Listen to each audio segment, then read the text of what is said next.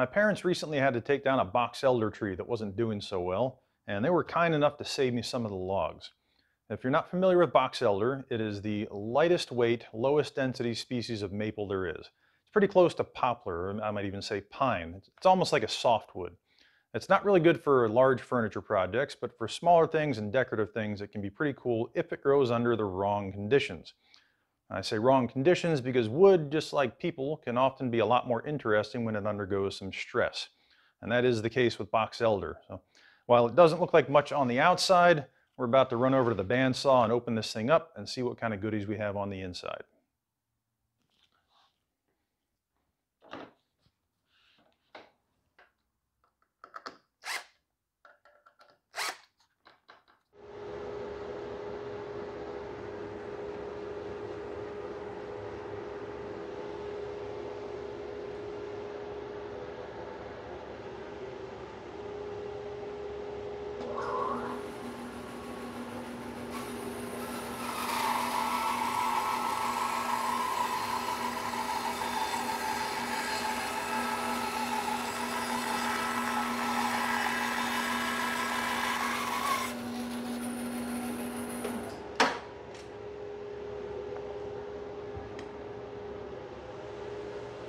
So far, so good.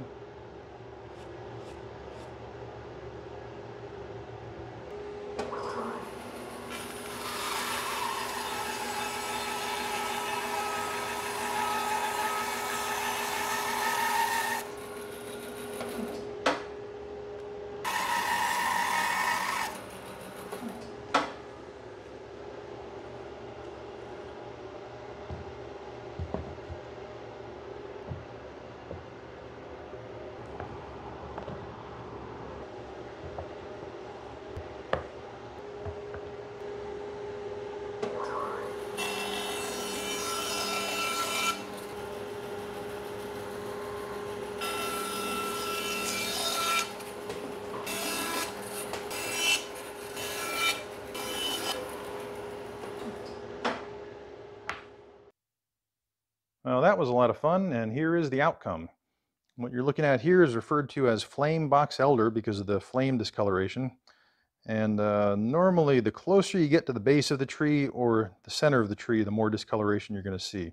Now, this one has been decaying for a long time, so this tree really needed to come down. Higher up on the tree or closer to the sapwood, it's going to look more like this. If I flip it over closer to the heart of the tree, you're going to see there's more discoloration there. And I'll show you a cross section of that in a minute. You might notice, if you worked with ambrosia maple before, that there are some similarities here. You see this, these tunnels from the box elder beetle. And if I go over to a piece of ambrosia maple, you're going to see some similar patterns. It would be flames if it was red, but they're grayish blue, and there are all the tunnels from the ambrosia beetle. So that's the ambrosia beetle, and that's the box elder beetle right there. And otherwise, they are pretty similar looking pieces of wood. And likewise with the ambrosia maple, the closer you get to the base of the tree or the center of the tree, usually the more saturation you're going to have in the color, or the more color you're going to have. You can see that I dried this improperly. Left it in my driveway for too long. Well, that was the first log that I cut. And this is the second one over here, the last one that I had. And it was a little bit higher up on the tree, so I got a little bit more of the distinct flame patterns. Some pretty neat looking pieces here.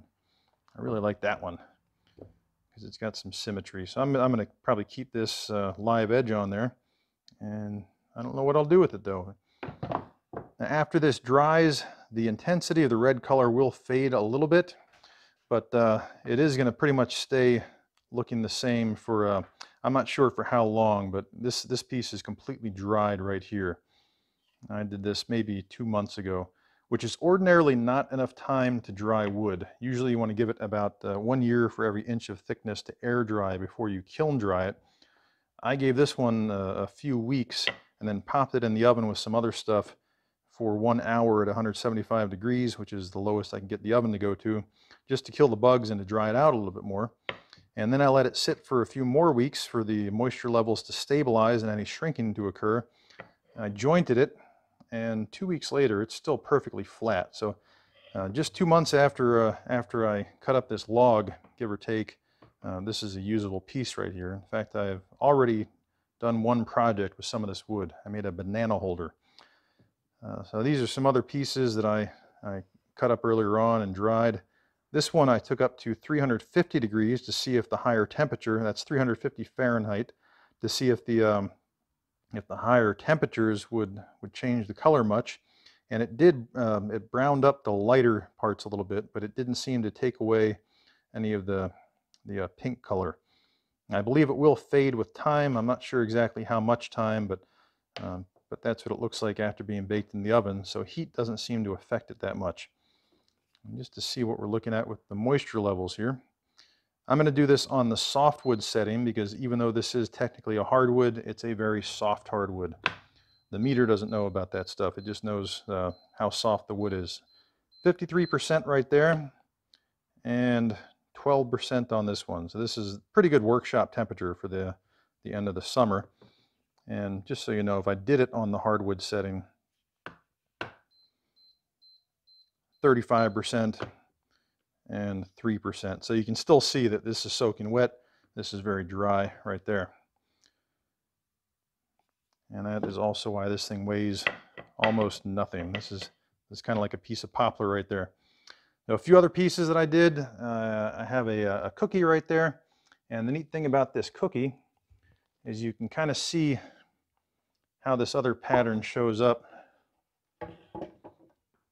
As I was saying, if you get closer to the sapwood on the tree, you can see what the cross section looks like that would cause this board to look like that.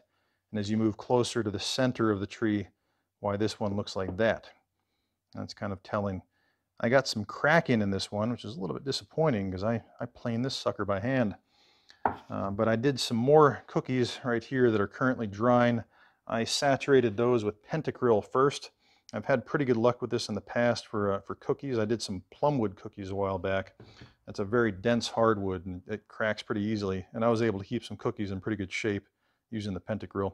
It's not cheap, but it is handy from time to time. I think that's all I have to say about box elder. If you want to learn more, I don't know what to tell you. I think you could just read Wikipedia or go find some woodworking forums where you're going to see people arguing at great length about why it's discolored. Is it the beetle or is it stress on the tree? Don't care. I think it's the beetle. It looks pretty neat though. So that's everything I know about flame box elder. Thanks for watching.